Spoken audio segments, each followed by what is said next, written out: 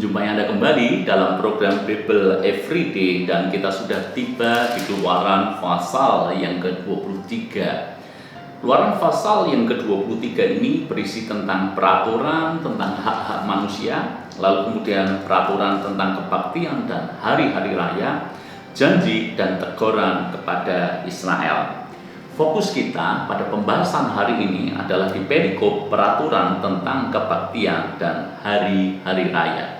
Ibu bapak saudara semuanya, bangsa Israel itu memiliki banyak hari raya. Mereka merayakan tahun baru yang disebut dengan Rosh Hashanah. Lalu kemudian ada juga perayaan Hanukkah, ada juga hari raya Purim. Lalu kemudian ada juga hari pendamaian atau Yom Kippur. Itu banyak ibu bapak saudara semuanya. Dan masih lagi ditambah dari hari raya yang lain. Paling tidak lebih daripada 7 hari raya.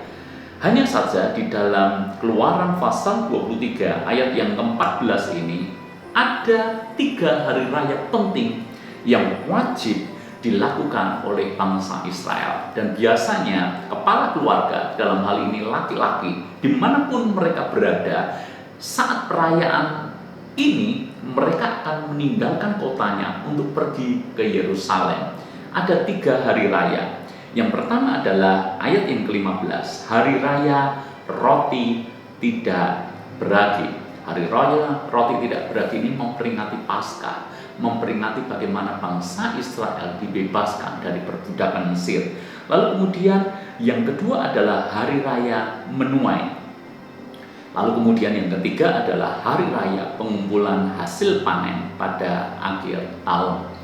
Pertanyaannya adalah, kenapa mereka harus memelihara hari raya itu?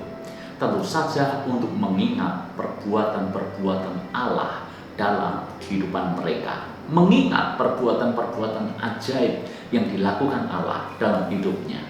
Misalnya, kenapa mereka harus melakukan hari raya roti tidak beragi atau Paskah? Ini dari tahun ke tahun, bahkan sampai ke zaman Tuhan Yesus, peringatan Paskah itu juga terus dilakukan. Kenapa? Supaya mereka ingat bahwa dulunya mereka ini budak dan Tuhan membebaskan mereka dari perbudakan. Supaya dari generasi ke generasi selalu ingat kisah ini, maka hari raya ini patut dan wajib untuk dilakukan oleh bangsa Israel. Di zaman anugerah, di zaman sekarang, kekristenan itu juga mengenal beberapa hari raya yang kita peringati. Paling tidak kita mengenal beberapa hari raya penting di dalam agama Kristen. Hari raya Natal itu berbicara tentang kelahiran Tuhan Yesus. Kemudian kita juga memperingati Paskah yang merupakan kebangkitan Tuhan Yesus, Jumat Agung, kematian Tuhan Yesus, Pentakosta, Roh Kudus dicurahkan, kenaikan Tuhan Yesus, dan seterusnya. Banyak hari raya yang kita peringati, Bapak Ibu Saudara semuanya. Tujuannya apa? Mengingat kembali apa yang Tuhan sudah lakukan kepada kita. Jadi makna peringatan Natal, makna peringatan Jumat Agung, Paskah, kenaikan Tuhan, Pentakosta, itu bukan gebiar acaranya. Sesungguhnya itu Tuhan ingin kita lakukan supaya mengingat kembali apa yang Tuhan sudah lakukan dalam hidup kita. Dalam peringatan Natal misalnya, kita ingat betapa besar kasih Allah kepada dunia ini, sehingga Dia menyerahkan anaknya yang tunggal, supaya setiap orang yang percaya kepadanya tidak binasa, melainkan beroleh hidup yang kekal. Kemudian ketika kita memperingati Jumat Agung, kita memperingati akan kematian Kristus di atas kayu salib, hanya untuk menyelamatkan kita. Pada peringatan Paskah, itu dimaknai dengan bahwa Yesus bangkit, kita menyembah Tuhan yang hidup. Dan karena Yesus bangkit, maka ada hari depan bagi kita.